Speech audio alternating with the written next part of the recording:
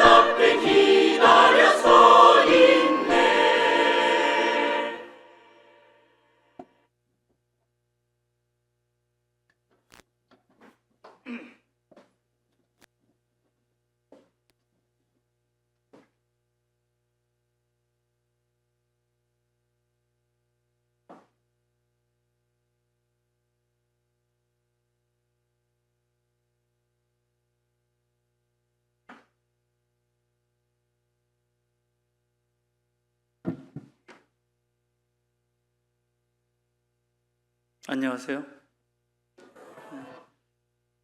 앞뒤 저분께 인사 나눠보시겠습니다. 인사말은 제가 정해줄 겁니다.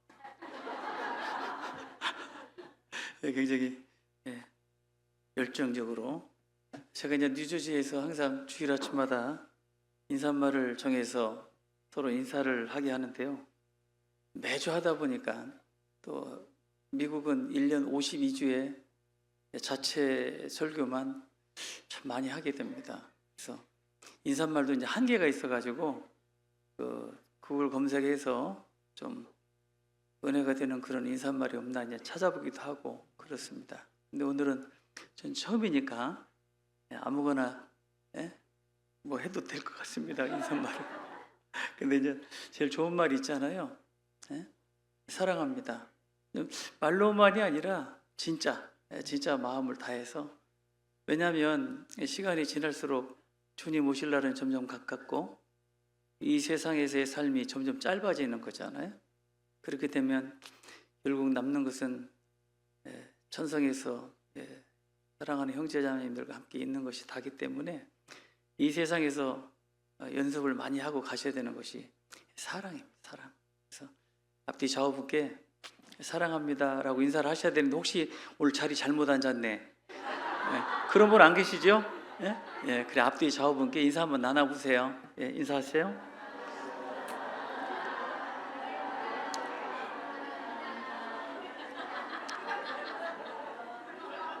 이제 그만하세요. 이제 예, 그래요. 사랑이라는 단어만큼 설레이는 것도 없는 것 같습니다. 그러나 세상은 그 사랑에 대해서 실체를 알지 못하고 그런 다분히 조건적인 그런 사랑이 있지만 저희는 진정한 사랑을 아는 사람들이기 때문에 오늘 앞뒤 좌우먹기 인사하신 대로 이제 말의 책임을 지셔야 됩니다. 사랑한다 놓고 이제 싸우면 안 됩니다.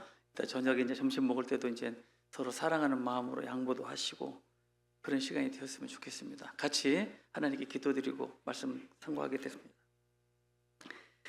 언제나 변함없이 우리를 사랑하시는 살아계신 아버지 하나님, 영원한 저주와 형벌을 받아 마땅했던 저희들이었습니다. 빛을 알지 못하고 또 영원한 소망도 없이 이 세상의 헛된 것에 마음이 빼앗겨 허덕이며 살았던 인생들을 고아와 같이 버리지 아니하시고 우리를 불러서 하나님이 자기 피로 사신 몸된 교회 가운데 두시고 또 우리 필요한 모든 것들을 공급하시는 고마우신 아버지 하나님, 그 은혜를 더욱더 사모하고 받기에 부족함 없는 우리의 삶이 되기를 간절히 소망합니다. 경주 지역에 교회당을 세우셨고 또 많은 영혼들을 전도하게 해서 이 교회당도 주셨고 또 귀한 형제자매님들을 주셨습니다. 같이 한 마음과 한 뜻이 되어서 주님 오시기 전까지 한 영혼이라도 더 주님 앞으로 인도할 수 있는 그 일을 위해서 마음과 뜻과 힘을 다해 하나로 뭉쳐서 복음을 전하는 우리 경주교회가 될 수 있도록 도와주시옵소서. 오늘 주일 아침 말씀 앞에 나온 심령들 가운데 여러 가지 경제적 어려움과 또 병마에 시달리고 행여나 그 마음 가운데 시험과 침륜 가운데 있는 지체들이 있다면 오늘 전해주시는 말씀을 통해서 용기와 힘을 얻고 하나님의 은혜 가운데 남은 생에 열심히 살아가는 그런 귀한 다짐의 시간이 될 수 있도록 도와주시옵소서. 오늘 하나님의 말씀이 선포되는 전국과 전 세계에 귀하신 하나님의 영광만이 나타나기를 간절히 사모합니다. 우리를 사랑하시는 예수님 이름으로 기도 올렸습니다. 아멘. 우리 본문의 말씀 잠언 4장 20절 말씀을 찾아보시겠습니다. 잠언 4장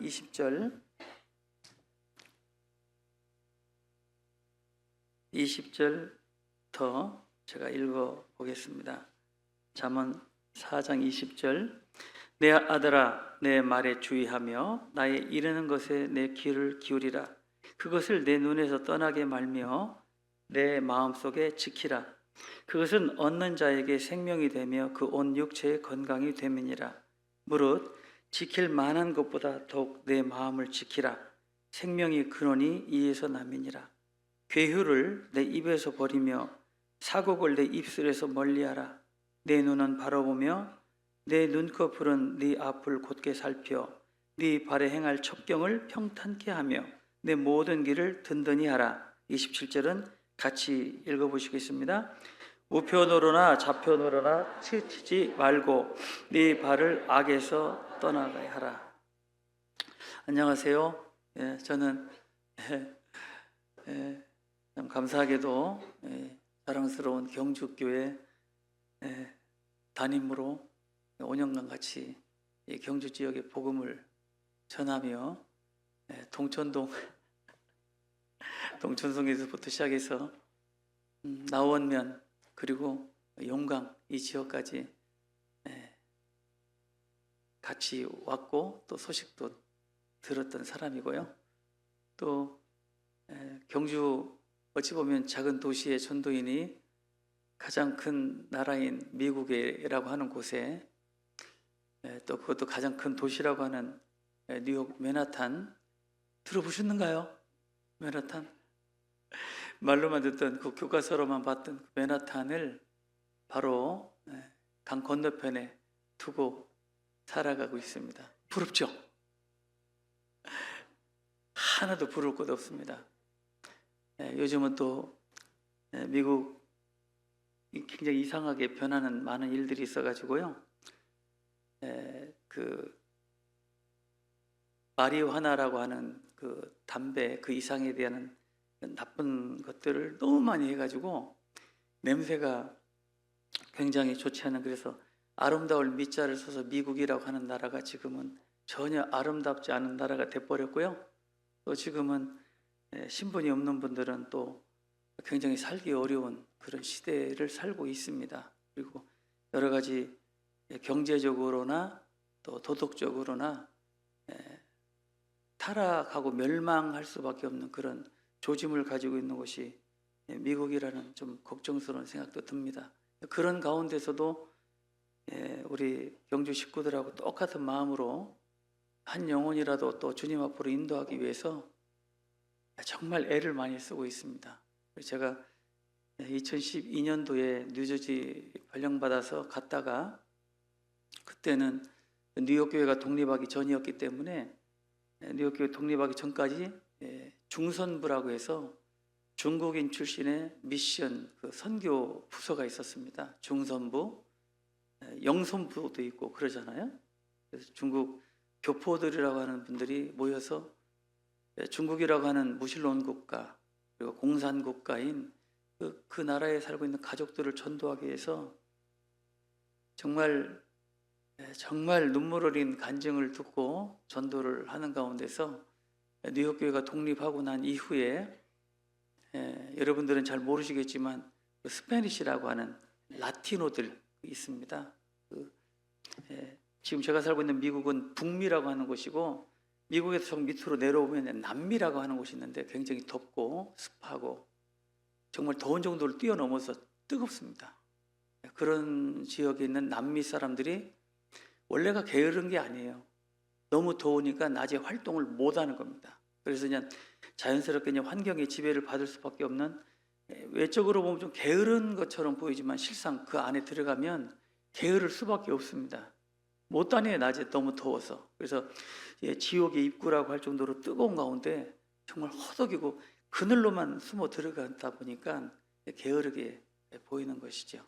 그곳에 이제 미국의 꿈을 가지고 이민 오고 미리국 가는 그런 많은 분들이 모여서 또 전도하고 또 구원받고 또 자기 나라에 들어가서 전도하기 위해서 애를 쓰고 하는 모습, 그것이 지금 이제 중선부 이어서 라티노들 SM이라고 하는 스페니시 미니스트리라고 해서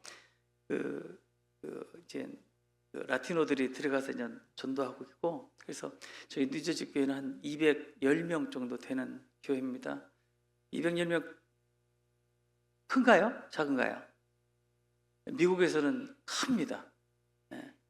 한국하고 비교하면 별것 아니겠지만 미국에서는 굉장히 큰 인원이고요.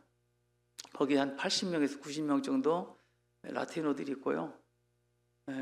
또 중국인, 한족이라고 그러죠. 오리지널 중국인들도 있고 또 영어권도 있고 그리고 한국어권. 그래서 한국어권이 좀 많습니다. 예전에 제가 이제 교회에 있는데 어떤 형제님이 막 달려왔어요. 그래서 빨리 목사님 오셔서 상담하셔야 되겠다고 그랬는데 그동안 제가 이제 스페니시, 영어권 뭐 이렇게 만나다가 어느 나라 사람이냐고 그랬더니 일본 사람이라 그래서 제가 하나도 제대로 못하는데 일본어까지 해야 되느냐 해가지고 제가 저 상담하러 가면서 중간에 한 1분도 안 걸리는 거리인데 도대체 하나님 왜 나에게 일본 사람까지 만나게 하셔서 또 물론 또 일본어도 그냥 안 되는 그런 경험도 있고요.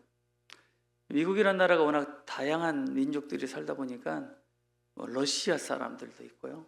하여튼 아프리카 사람들도 많고 그런 나라에서 똑같은 복음을 전하고 또 미국이 하루 반나절이 뒤니까 아마 지금은 토요일 날 저녁이 될 겁니다. 내일 아침에 이제 주일 아침 맞이하게 될 건데요. 지금 전국이 시차만 조금 있지 너무나도 분명한 복음을 가지고 또 하나님의 능력으로 복음 전하고 있다. 이것이 얼마나 대단한 우리가 곳에 신앙생활하고 있는지를 자부심을 느껴도 되겠습니다. 전 세계 몇 개 나라인지 아시죠? 82개 나라. 어떤 나라를 가든지 거기에 우리 교회가 다 있다는 거 정말 대단한 거고 교회 수만도 1139개입니다. 해외에. 거기에 미국이 50개 주에 21개의 교회가 있습니다. 선교사님들이 27분 정도 활동을 하고 있습니다. 제가 이제 3년마다 한 번씩 이렇게 올라와서 한국에 들어와서 경주를 방문하고 그랬었는데요. 어제 와서 또 귀한 교제 시간도 갖고 또 귀한 시간 가졌습니다. 오늘 주일 아침 또 이렇게 형제자매님들 앞에 서서 또 말씀을 전하게 되는 이런 영광을 하나님께서 허락하셔서 감사하고요. 또 오늘 또 올라가야 되는 대전으로 가서 이제 이번 주 금요일 날 미국에 다시 들어가게 됩니다. 하여튼 어디에 있든지 간에 우리만이 아니라 전 세계에 하나님의 심장을 가지고 한 영혼이라도 주님 앞으로 인도하기를 원하시는 하나님의 마음을 가지고 살아가는 그리스도인들이 많다. 그런 가운데 나도 한 부분을 차지하고 있다. 이런 자부심을 가져도 되실 것 같습니다. 그래서 항상 열심히 전도하시고 이제 로케이션 지역 때문에 전도 안 된다는 말은 못 하실 겁니다. 그죠? 나원에서는 정말 전도하기 어려웠어요.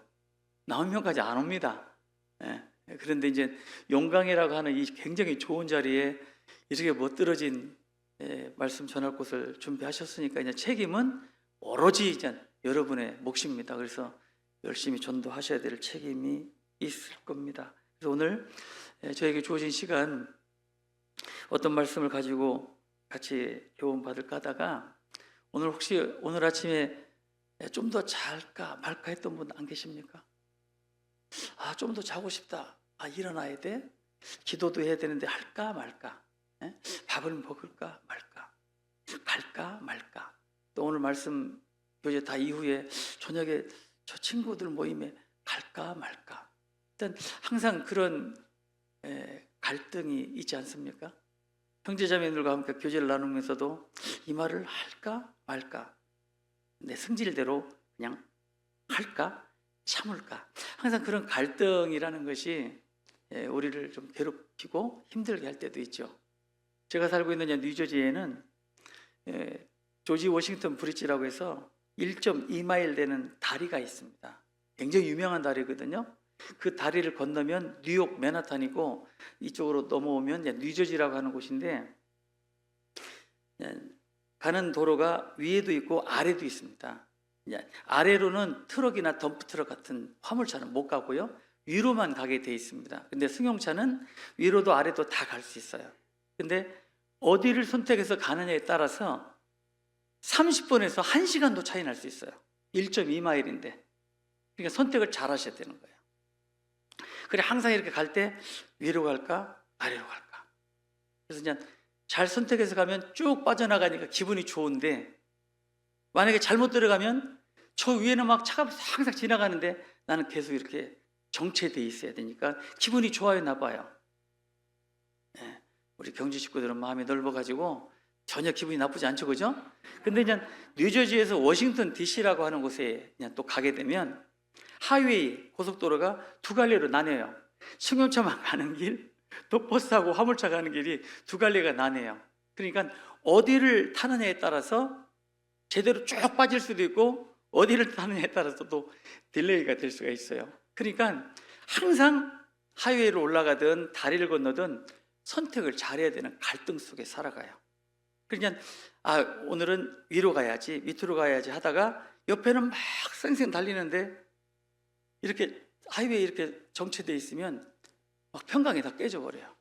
너무 속상하고 내가 저걸 탔어야 되는데 막 그렇게 그런 갈등 속에 살아갑니다. 이 뉴저지에 계신 분, 도시에 있는 분들이. 신앙에도 그런 것 같아요. 신앙에도 신앙생활 하다 보면 혹시 여러분 저녁에 주무실 때 하루를 돌아볼 때 이상하게 마음에 문제된 것들이 기도 가운데 올라오지 않던가요? 그 말 하지 말았어야 되는데. 하여튼 별로 묵상을 안 하고 있었는데 저녁에 자기 전에 하나님 하루를 좀 돌봐주셔서 감사합니다고 기도를 딱 하면 낮에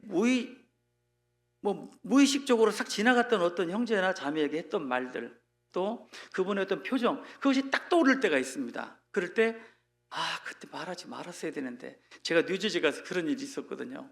그래서 말을 실수해가지고 저녁에 기도하는데 이 말을 들은 그 자매님이 상처받았겠구나 싶어가지고 목사가 한 말인데 그래서 막 고민하다가 밤 늦은 시간에 전화를 걸었어요. 자매님 혹시 아까 제 말을 듣고 마음에 문제가 되지 않았나 싶어 제가 잠이 안 와서 전화를 드렸다고 했더니 당사자는 모르시더라고요. 뭔 일인지. 그래서 정말 다행이다. 그거를 막 묵상하고 그랬으면 얼마나 저한테 상처가 됐겠어요. 그래서 정말 말 조심해야 되는데, 근데도 이제 웬만큼 긴장하지 않으면 말을 툭툭 내뱉다가 그것이 나한테 돌아와서 나를 괴롭게 할 때가 있잖아요. 갈등이라는 겁니다. 그 갈등이라는 그 어원 잘 아시죠? 워낙 유명한 표현이기 때문에 칡갈, 갈근 차라에서 칡 모르세요? 아니, 간포 가다 보면 옆에 트럭 놓고 칡 갈아줘서 즙 쪄줘요. 즙 알잖아요. 칡. 그리고 칡갈, 등나무 등자에서 이 두 식물이 넝쿨 식물이에요. 그래서 멀리 감아 올라가는데 재미난 건 이 칡은 왼쪽으로부터 시작해서 오른쪽으로 감아 올라간대요. 칡은. 등나무는 오른쪽으로 시작해서 왼쪽으로 감아 올라간답니다. 그래서 이거를 식물학자가 아무리 강제적으로 반대로 해도 이 본질이라는 것이 있어서 결국에는 칡은 오른쪽으로, 등나무는 왼쪽으로 감아 올라간대요. 근데 이 두 개가 서로 성질이 다른 거잖아요. 본질이 다른 거잖아요. 그런데 이것이 잘 어우러지면 멋있어요. 그죠? 그런데 이 갈등이 칡하고 등나무가 조화를 이루지 않으면 불협화음이 생기는 거예요. 다시 말하면 하모니가 깨져버립니다. 아까도 우리 찬양대 들었는데 참 잘하시더라고요. 제가 원래 찬양대 출신이기 때문에 이렇게 강대상에 앉아서 딱 들으면 어떤 파트가 뛰는지 알아요. 저 파트는 좀 줄여야 되는데, 합창이라는 것은 독창이 아니니까 내가 아무리 잘해도 내 음이 들리면 안 된다라고 저는 교육을 받았습니다. 그래서 이제 서로 음을 잘 하모니를 이루어서 한 목소리로 쫙 나가는 게 이제 잘했다 이렇게 이제 칭찬을 받는 거거든요. 다시 말하면 갈등이라는 것은 조화를 잘 이루면 멋있어지는 거고 아름다워지는 거고, 조화를 이루지 않으면 깨져버립니다. 그것이 갈등의 원인인 거예요. 지금 미국도 그렇지만 전 세계 정치권, 정치 얘기는 우리 잘 안 하지 않습니까? 그런데 여당이 맞고 야당이 맞고 어떤 당이 맞고 누가 맞고, 이것이 갈등이 계속 증폭이 되면 국민들이 혼란스러운 겁니다. 그렇다고 해서 전부 다 공산당처럼 한 목소리로 한 방향으로 가지는 않아요. 그런 것도 정말 더 부정부패가 심할 수밖에 없습니다. 양극이 적당히 조율을 이루어서 균형과 평형을 이룰 때 모든 것이 안정이 돼요. 여러분, 부부가 똑같습니까? 어떤 분이 전화가 울려서 전화를 받았대요. 근데 전화벨 그 이름이 딱 뜨잖아요. 반쪽이라든지 내 사랑이라든지 뜨는데 보니까 로또라는 게 떠. 로또. 그래서 그런데 들어보니까 부인인 거예요. 부인. 그래서 어떻게 형제님은 정말 자매님을 로또 복권 당첨된 것처럼 그렇게 좋아하냐 그랬더니 한마디로 안 맞아. 안 맞아. 한 번도 안 맞아. 그래서 그냥 그 아내 이름을 로또라고 했다는 겁니다. 제가 그 얘기 듣고는 저도 제 아내하고 지금 40년째 지금 만나고 결혼하고 지금 살고 있는데요. 안 맞아. 정말 안 맞습니다. 혹시 형제님 자매님 같이 앉아 계신데 남편 아내를 바라보면서 맞아 나하고 그런 분 계십니까? 죄송합니다. 한 분은 치매일 가능성이 있어요. 왜냐하면 안 맞답니다. 이게 맞을 수가 없대요. 그래서 그냥 옛날에 베스트셀러로 나왔던 그 책, 유명한 책이 있는데 혹시 아실런가 모르겠습니다. 화성에서 온 남자, 금성에서 온 여자. 그 사람들이 어디서 산다고요? 지구에서. 화성하고 금성은 전혀 상극이잖아요. 하나는 너무 뜨겁고 하나는 너무 차가운데 그 뜨겁고 찬 두 성질의 것이 지구라는 곳에서 산답니다. 그리고 얼마나 안 맞겠어요. 이런 좀 여담입니다만은 소하고 사자하고 호랑이하고 결혼을 했답니다. 어울리진 않죠, 그죠? 있을 수 없는 일인데 예화니까. 근데 참 서로 사랑해서 소는 남편인 사자를 그렇게 사랑했고, 사자인 남편도 이 소인 아내를 너무너무 사랑해가지고 이 아내를 남편을 어떻게 하면 즐겁고 행복하게 해드릴까 해가지고 소는 열심히 아침 이슬을 먹은 풀을 자기도 먹고 싶은데 딱 뜯어가지고 사자 남편에게 딱 갖다 주고, 남편은 너무너무 아내를 사랑해서 피비린내 나는 그 피가 막 철철 흐르는 그 싱싱한 짐승들을 막 이빨로 막 잡아가지고 그 소인 아내에게 이렇게 갖다 주었답니다. 그러니 소는 풀만 먹어야 될 소가 막 피가 막 선혈이 낭자한 짐승을 먹을 수가 없잖아요.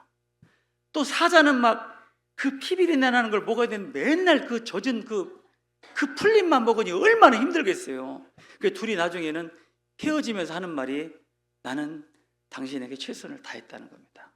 맞죠? 그럴 수 있어요.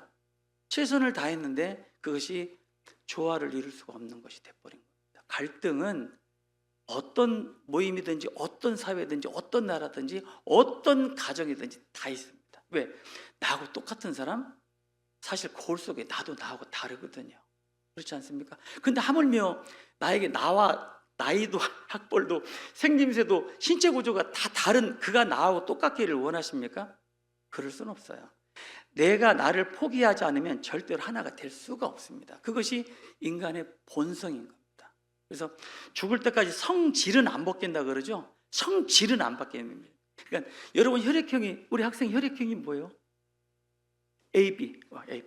AB형은 아무리 선한 마음을 가지고 아무리 성격을 개조해도 그 혈액형은 안 변합니다. 맞죠?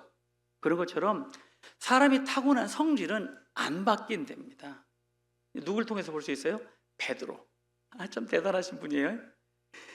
성령이 임하시기 전에도 막 베드로는 대단한 사람이고, 오순절날 성령이 임하시고 난 이후에도 베드로는 대단한 성격을 가지고 있었고, 결국은 구원받은 그리스도인들하고 함께 있다가 유대인들이 오니까 외식을 했다가 세상의 초대교회 기둥이라고 하는 리더라고 하는 베드로가 바울 사도에게 면책을 받습니다. 면책을 얼굴에 대놓고 네가 유대인의 사도로서 외식을 했느냐고 막 바울 사도가 막 호되게 때리잖아요. 근데 바울 사도도 대단하신 분이지만 베드로도 대단하신 분이죠. 왜냐? 그 얼굴에 면책을 받는데도 베드로는 아무런 반응이 없습니다. 참 훌륭한 거예요. 여러분 면책 받아보셨어요? 어떤 형제나 자매가 형제님 저하고 좀 교제 좀 하세요. 형제님 그렇게 하면 됩니까? 그건 틀린 거잖아요. 그런 소리 한번 들어보셨어요? 자매님 저 좀 잠깐 봐요. 자매님 아까 그렇게 하시는 거 정말 잘못하신 거예요. 어떻게 그러실 수 있어요? 그럴 때 그런 소리 한번 들어보셨어요? 사실이 자주는 아니어도 좀 있어야 되는데, 왜냐하면 우리는 좀 책망과 교정이 필요한 사람들인데 의외로 안 하죠. 왜? 이 말을 하면 저 사람이 상처받고 나를 미워하고 다툼이 벌어질까 봐 그냥 사랑으로 허물을 덮는다 했으니까 그냥 참고 기다리는 거죠. 그런데 누군가는 나를 대해서 그렇게 오래 참아줬는데 나는 못 참는 거예요. 사실 여러분 이런 거 있잖아요. 남의 집에 물건 훔치러 들어가는 주일 아침부터 놈이라고 하긴 좀 그렇고요. 도둑질 하시는 분들 있잖아요. 그분들이 다른 집에 훔치러 갈 때 집안 식구들한테 어떻게 하는 거 아시죠? 뭐라고 하죠? 도둑질 안 해보셨으니까 잘 모르시지만 그 다음에 생각해 보세요. 뭐라고 하는지. 자식들 불러놓고 아내 불러놓고 여보 창문 잘 닫어? 왜요? 자기가 그쪽으로 넘어가니까. 문 단속 잘해야 돼. 왜요? 자기가 뭐 열린 문으로 들어가니까. 차 문 잘 잠궜어? 왜? 차를 터니까. 도둑놈은 도둑놈의 심리를 잘 알죠. 그런데 내가 다른 어떤 형제자매의 허물이 보이거나 판단하게 될 때 그걸 볼 수 있는 눈이 있다는 것은 내가 똑같은 일을 하고 있다는 겁니다. 그렇지 않아요? 그런데 내가 똑같은 일을 하고 있는데도 불구하고 다른 사람은 나에게 얘기를 하지 않았는데 나는 그것을 지적할 때 저는 이거 모순이라고 하는 거잖아요. 왜냐하면 내가 그걸 볼 수 있는 눈이 있다는 것은 내가 그 일을 하고 있기 때문에 코드가 맞는 거잖아요. 우리가 처음에 구원받고 교회 땅에 들어왔을 때 나보다 먼저 구원받으신 분들, 나를 전도해 주신 분들 너무 고맙고 막 사랑스럽죠. 왜? 야 저분이 몇 년도에 구원받았대? 도대체 그 전에 구원을 받았다면 정말 대단하다고 존경심도 갖습니다. 그런데 어느덧 신앙생활을 좀 하다 보니까 저분이 저런 모습도 있네 하고 허물이 자꾸 보이죠. 그러면서 나름대로는 판단이 되어집니다. 그러면 그분이 예전에 안 했던 것을 지금 하고 있는 것일까요? 아닐 겁니다. 예전에도 하고 있었어요. 내가 못 본 겁니다. 왜? 더 큰 것 때문에 그래요. 더 큰 예수님을 경험했기 때문에 저 짜질구리한 것들은 보이지가 않았던 겁니다. 그런데 어느 순간인가 주님은 점점 나에게 멀어지고 세상이 밝아지고, 사실 우리 사랑하시는 분 예수님, 그분을 십자가에 못 박게 된 원인이 뭡니까? 에덴 동산에서의 하와 때문입니다. 생각해 보세요. 하와에게 분명히 남편이 그랬을 겁니다. 여보, 저 선악과 먹으면 죽어. 사랑하는 당신과 내가 죽으면 안 되잖아. 절대로 먹으면 안 돼. 그랬겠죠? 그죠? 아니, 상상할 수 있잖아요. 그죠? 그러면 하와는 그 얘기를 딱 듣자마자, 그래? 그래도 나는 먹을 거야 하고 남편 말 듣자마자 바로 가서 그냥 선악과를 따먹었을까요? 절대 그러지는 않았을 겁니다. 왜냐하면 저걸 먹으면 남편이 죽는다고 그랬어 하고 선악과를 보지 말았어야 되는데 자주 가서 봤을 겁니다. 만져도 봤겠죠? 냄새도 맡아봤을 거예요. 아니면 그 유혹을 못 이겨서 혓바닥으로 핥아봤을 수도 있었어요. 근데 그 갈등이잖아요. 너무너무 갈등이 올라온 겁니다. 그거를 뱀이 딱 지켜보고 있다가 사단이 들어가서 뱀을 이용해서 하와를 쓰러뜨린 거 보세요. 야, 먹어도 돼. 너 한번 생각해봐. 먹으면 죽는 걸 하나님이 너희들 사랑한다며, 근데 먹으면 죽는 걸 놨겠냐? 땄습니다. 갈등을 안 했겠어요? 갈등했을 겁니다. 이거 먹으면 죽는다 그랬는데 남편의 말보다는 자기의 육신적인 정욕이 더 강했겠죠. 에이, 팍 물었습니다. 그 물은 것이 뭐 독약이 들었겠어요? 선악과에 독약이 들어있습니까? 아무것도 아닌 너무나도 평범한 과일이었을 겁니다. 그런데 그 갈등을 극복하지 못했고 결국은 따먹고 이제 죽을지도 모른다라는 양심이 밝아졌기 때문에 자기의 벌거벗은 것도 드러나게 됐고 남편에게 갔습니다. 그리고 먹으면 죽는다는 선악과를 베어먹은, 선악과를 바라보고 있는 아담을 한번 생각해 보세요. 내 안에 죽을지도 모르는데 당신 큰일 났다. 이거 먹으면 안 되는데 왜 먹었어? 라고 했겠죠. 그런데 아담도 먹었습니다. 이유가 뭘까요? 아무런 갈등 없이 그냥 따먹었을까요? 굉장한 갈등을 했을 겁니다. 근데 결국에는 둘 다 먹고 죽었습니까? 살았습니까? 살았어요. 930년을 살았으니까 얼마나 오래 살았어요. 그런데 하나님 볼 때는 죽었습니다. 아비의 영혼이 내게 속한 같이 아들의 영혼도 내게 속하였나니 범죄하는 그 영혼이 죽으리라. 죽었습니다. 죽은 영혼으로 이제 우리는 태어났고 죽은 영혼인 상태에서 하나님과 등져 살았던 우리였습니다. 그런 버러지만도 못한 나 같은 인간을 구원하시기 위해서 아무런 죄 없는 예수님이 골고다 언덕에서 벌거벗긴 채로 머리에 가시 면류관, 양손 양발에 대못이 박혔고, 그리고 뜨거운 사랑만이 흘러넘쳤던 예수님의 옆구리에 창이 찔렸습니다. 예수님은 갈등이 없으셨나요? 있었어요. 겟세마네 언덕 잘 아실 겁니다. 우리는 모르고 당할 수 있죠. 제가 전도 집회 때 그런 얘기를 자주 하는데요. 제가 어렸을 때 학교 다닐 때 자로 칼을, 종이를 잘랐던 그런 일이 있었죠. 한 번도 쓰지 않은 날이 서늘한 칼을 가지고 종이를 막 자르다가 긴장을 놓쳐가지고 손을 딱 갈랐던 적이 있었죠. 정말 되게 아프거든요. 피가 바로 솟구쳐 올라오고 손가락은 대롱대롱 매달리는 것 같고 울음이 터지고. 근데 그 아물었던 상처에 칼을 다시 댈 수 있습니까? 그렇게 못할 겁니다. 근데 예수님은 겟세마네 언덕에서의 십자가의 고통이 어떤지를 잘 아셨죠. 받고 싶지 않았습니다. 거부하고 싶었어요. 그래서 하나님께 기도합니다. 아버지 하나님이 할 수만 있거든 이 잔을 내게서 옮겨주십시오. 왜? 난 못 받겠습니다. 너무 힘듭니다. 근데 예수님은 그러나, 잘 보세요. 그러나 내 원대로 마옵시고 아버지의 원대로 되기를 원하옵나이다. 드셨습니다. 그 예수님이 십자가에 그 세례를 받으심으로 우리는 생명을 얻게 된 겁니다. 그런데 우리 한번 생각해 보세요. 말씀을 몰라서도 아니에요. 주님을 사랑하지 않는 것도 아닙니다. 교회를 위해 희생하고자 하는 마음이 없는 것도 아니에요. 할 수 있어요. 그런 마음도 있어요. 그런데 항상 우리는 그러나 때문에 넘어지거든요.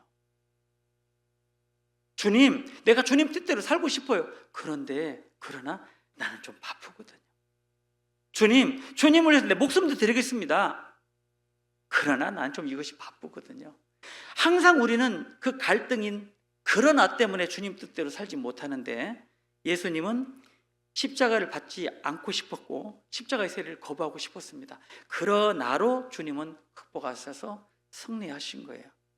그러나 때문에 우리는 구원받게 됐는데, 구원받은 이후에 우리는 그러나 때문에 번번이 쓰러지는 내 자신을 발견하게 됩니다. 지금도 마찬가지예요. 여러분 마음속에 주님을 위해서 내 목숨 던져버릴 각오 있습니다. 다짐도 있어요. 그 무엇보다 소중한 것이 주님이라는 걸 잘 알게 될 거고, 복음이고 교회라는 걸 알고 있습니다. 그런데 항상 나를 끌어당기는 게 그러나인 겁니다. 그러나 지금 당장에 내가 좀 이런 것들을 해야 되거든요. 근데 이 그러나, 이 갈등을 위대한 사도 바울은 완전히 극복하셨을까요? 그렇지 않았습니다. 로마서 7장을 한번 찾아보시겠습니다. 로마서 7장 22절입니다. 내 속사람으로는 하나님의 법을 즐거워하되 내 지체 속에서 한 다른 법이 내 마음의 법과 싸워 내 지체 속에 있는 죄의 법 아래로 나를 사로잡아 오는 것을 보는도다. 오호라, 나는 곤고한 사람이로다. 이 사망의 몸에서 누가 나를 건져내랴. 우리 주 예수 그리스도로 말미암아 하나님께 감사하리로다. 그런즉, 같이 읽겠습니다. 내 자신이 마음으로는 하나님의 법을, 육신으로는 죄의 법을 섬기노라. 얼마나 힘들었을까요? 얼마나 힘들었을까요? 우리가 구원받기 전에 하나님의 삼위이신 성령이 내 안에 들어오시기 전에는 이런 갈등 없습니다. 항상 상대평가를 했죠. 나는 저 인간보다 낫지. 난 저런 더러운 인간보다 나. 내 나름대로 양심적으로 살았지. 근데 이제는 구원받은 이후에는 상대평가가 아니라 기준이 바뀌어버렸어요. 절대평가로. 대충 이래도 괜찮겠다라고 하는 저 사람이 아니라 완전하고 아무 흠도 점도 흠결이 없는 하나님이라고 하는 그 기준 앞에 내가 딱 서니까 인간 세상에서는 100점짜리 인간이라도 하나님 앞에 빵점인 겁니다. 그렇지 않습니까? 얼마나 모순적인 행동을 많이 해요. 금방 사랑했다가 미워하기도 하고, 금방 주님 찬양한다고 했다가 또 욕심도 내고. 그리스도인들이 제일로 많이 거짓말하는 날이 언제예요? 예?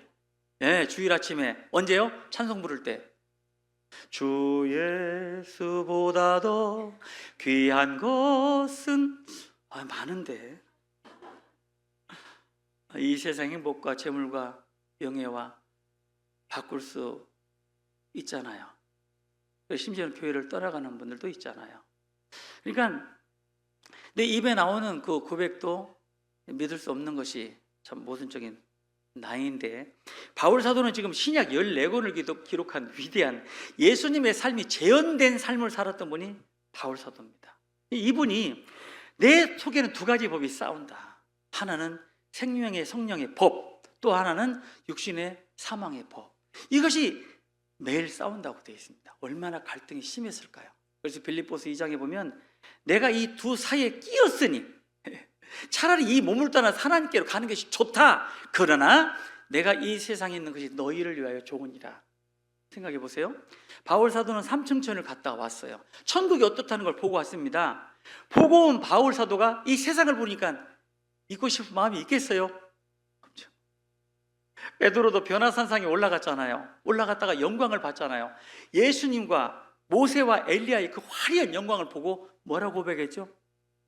주님, 내가 저 세상 내려가고 싶지 않습니다. 내가 주를 위하여, 모세와 엘리야를 위하여 초막 새를 싣고 이 변화산 이곳에 있고 싶습니다. 그죠? 여러분, 우리에게 왜 천국을 안 보여주셨을까요? 왜 경험시켜 주지 않으셨을까요? 천국을 보고 나면 정상적인 신앙생활 못 할 겁니다. 그죠? 똑같이 본성적인 일에 얼마나 가치없게 느껴졌겠습니까? 그렇게 하는 형제자매들 보면, 형제님, 저거 다 쓸데없는 겁니다. 내가 천성을 갔다 와서 봐서 아는데 이 세상에 가질 것 아무것도 없거든요. 그걸로 그렇게 할 필요 없습니다. 그런 것이 좋겠죠. 그런 사람이 교회 가운데 많아보세요. 정죄와 판단, 그리고 대립과 다툼밖에 안 되죠. 그런 것들을 감춰두신 이유도 우리가 알겠어요. 나 같은 사람에게 그것을 안 보여주신 이유를. 그러나 분명한 것은 천국이 정말 최고로 좋은 곳이라는 생각은 듭니다. 그런데 천국에 대한 소망을 갖고 살면 살수록 이 세상이 얼마나 부질없다는 것을 알게 될 것이고, 여러분들도 이제 잘 아시겠지만 저에게는 몇 년 사이에 가깝고 사랑하는 사람들을 세상에 보낸 적도 있고, 최근에 제가 미국에 오기 전에도 가까웠던 한 친구가 세상을 떠난 걸 제가 집도를 하고 그렇게 왔습니다. 제가 그런 일들을 경험하면서 있잖아요. 한 가지 분명히 깨닫는 건 있어요. 참 인생 부질없다는 겁니다. 아무것도 아닌 거예요. 그런데 그런 마음을 먹어도 당장 세상에 바르면 만지지 말아야 될 때 만지고 싶고, 가지 말아야 되는 가고 싶고, 먹지 말고 하지 말아야 될 것들에 대한 강력한 유혹을 받을 때 보면은 그러니까 내가 바울과 다르지라는 생각을 갖게 되기도 합니다. 그래서 이 갈등이라는 것에서 완전히 자유로울 수는 없습니다. 그러나 이 갈등을 잘 조화롭게 여기면, 예컨대 이런 거잖아요. 내가 가지 말아야 된다. 가면 주님이 기뻐하지 않으신다. 갈등이 있죠. 가고 싶은 갈등, 가지 말아야 되는 갈등. 그럴 때 그 갈등을 잘 극복시키면 하나님 앞에 온전하게 될 수 있어요. 그렇지 않습니까? 그러니까 갈등이라는 걸 잘 조화롭게 하면 하나님을 많이 소유할 수가 있는 것이죠. 그런데 번번이 그 갈등을 극복하지 못하면 의외로 예상치 못한 아픔을 겪을 수가 있어요. 여러분도 전도하시다 보면은 저 사람 분명히 구원을 받았는데 교회 생활 조금 하다가 이러저러한 이유 때문에 교회 안 나오시는 분들이 있죠. 속상해 안 속상해요? 정말 속상합니다. 예전에 경주에서 이제 한 분이 교회를 안 나온다고 선언해 버렸어요. 그래서 그 집을 찾아갔습니다. 문을 두드렸더니 안 열어줘요. 그래서 미국에서 상상할 수 없는 일이지만 한국은 가능하잖아요. 올담 담을 뛰어넘었습니다. 안 열어주니까. 그래서 저 왔어요 하니까 집 문을 또 안 열어주더라고. 안방문을. 어떻게 해요? 이렇게 들어서 이렇게 옮기면 쉽게 열렸어요. 들어갔습니다. 왜 그러냐? 그때 막 펑펑 울어요. 울 때 어떻게 하죠? 여러 가지 억울한 일 때 막 울고 그러면 막 거기서 막 말씀으로 막 책망하고 말씀으로 교정하고 막 바로 잡아주면 됩니까? 제일로 좋은 방법이 있어요. 어떻게 해요? 같이 울면 돼요, 그냥. 필요 없어요. 같이 울어주고, 혹시 저 때문이냐고 제가 무릎도 꿇었습니다. 무릎 꿇는 게 어렵습니까? 저는 하나도 어렵다고 생각 안 해요. 제 일평생에 전도인 되고 나서 제가 자랑도 아니지만은 무릎 꿇은 적도 있습니다. 아니 주님을 위해서 불구덩이도 들어갈 사람이 무릎 꿇어서 그 사람 하나 세워지면은 그게 두렵습니까? 저는 전혀 두렵지 않거든요. 그래서 같이 그냥 부둥켜 안고 그냥 교회 나오고 그런, 물론 이제 미국에서는 있을 수 있는 일은 아니에요. 신방을 갈 때도 항상 물어보고 갑니다. 언제 가도 될까요? 안 돼. 예, 알겠습니다. 그렇게 해서 이제 미리 어포인 약속을 잡고 가죠. 가서 이제 신방도 이제 시간 정해놓고 나와야 되거든요. 막 길게 이렇게 앉아서 이러저런 얘기 못 합니다. 일단 그런 좀 제한적인 조건 속에서 신방도 하고 교제도 하고 그렇습니다. 그런데 교회 가운데 이제 교제 생활 하다 보면 여러 가지 갈등이 있고 그걸 극복하지 못하고 교회를 쉽게 결정짓고 안 나오시는 분들 보면 너무 마음이 아프죠. 또 이상한 소문을 듣고 이 교회당 오면 큰일 날 것처럼 생각하고, 그런 분들 보면 너무 마음이 아프고 갈등을 잘 극복했으면 좋겠는데 그렇지 못하고 막 여지없이 흔들리는 걸 보면 너무 마음이 아픈데, 예수님 당시에도 그런 제자들이 있더라고요. 누가복음 9장을 한번 찾아보시겠습니다. 누가복음 9장.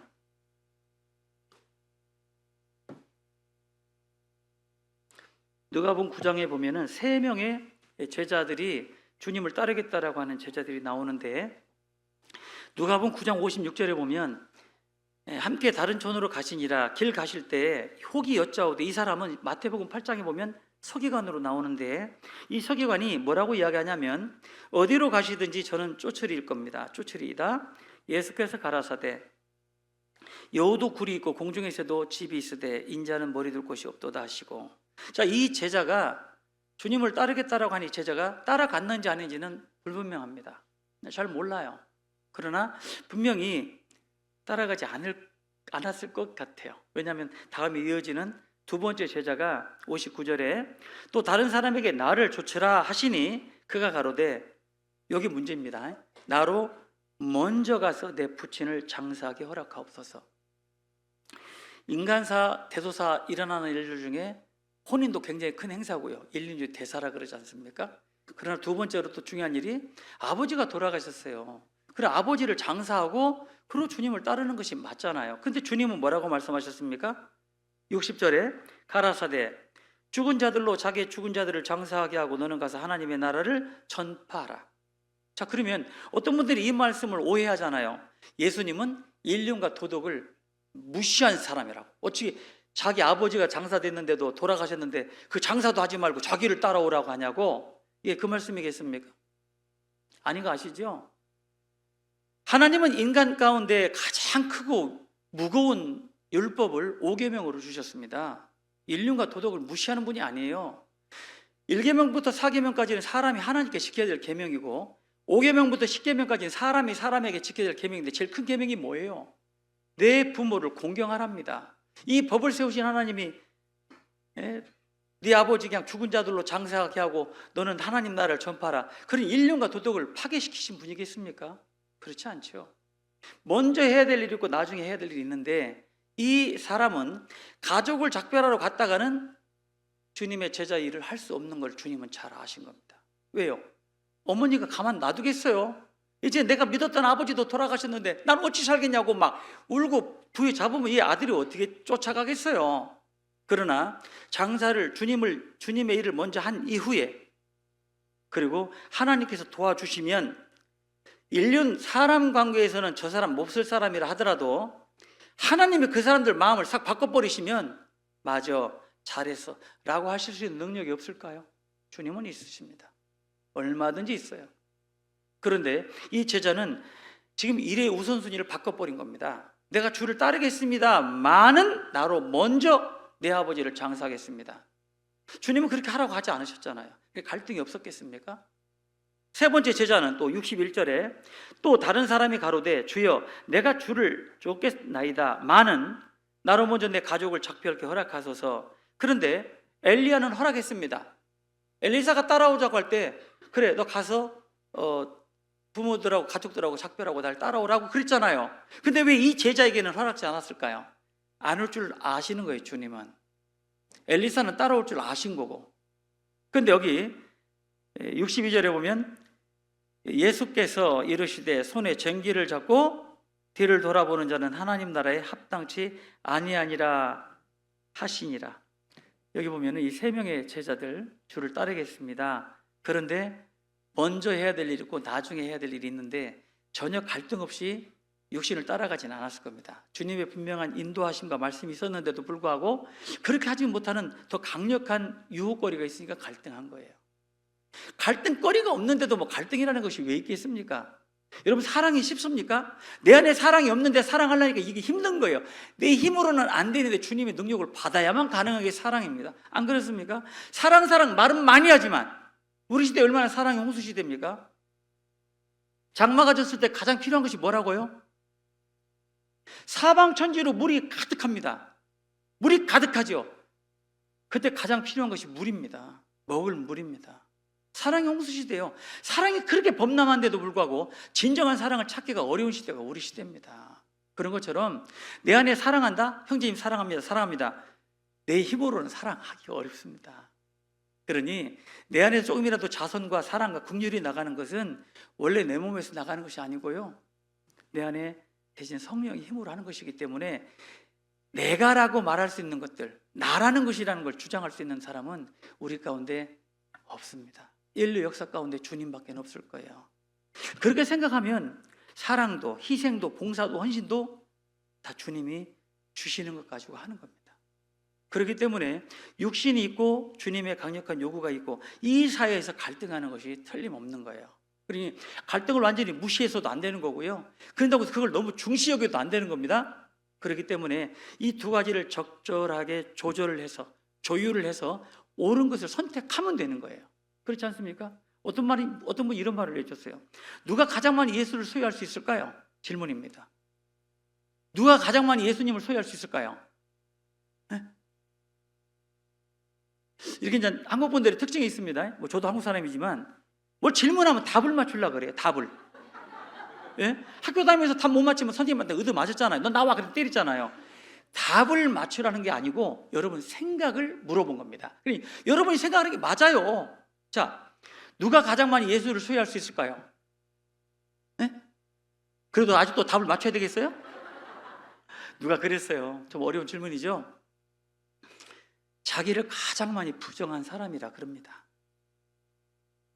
나를 가장 많이 부정한 사람이 예수를 많이 소유할 수 있었다.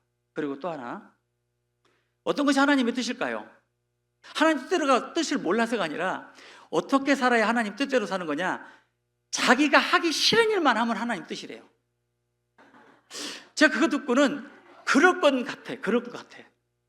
내가 하기 싫은 것, 일찍 일어나야 되는 거 싫죠? 그게 하나님 뜻이에요. 일어나는 게. 많이 먹지 말아야 되는 거, 그게 하나님 뜻입니다.